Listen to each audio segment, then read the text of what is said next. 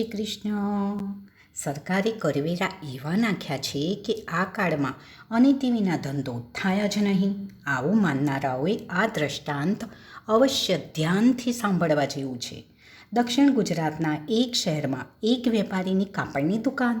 એક વખત તેમની ગેરહાજરીમાં દુકાનના નોકરે સાડીઓ લેવા આવેલ ગ્રાહકને 165 રૂપિયાના ભાવની 15 સાડી 195 રૂપિયામાં વેચી.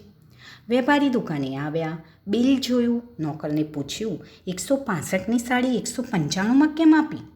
છાપેલા ભાવ વાંચવામાં મારી સમજફેર થઈ ગઈ. નોકરે જવાબ આપ્યો.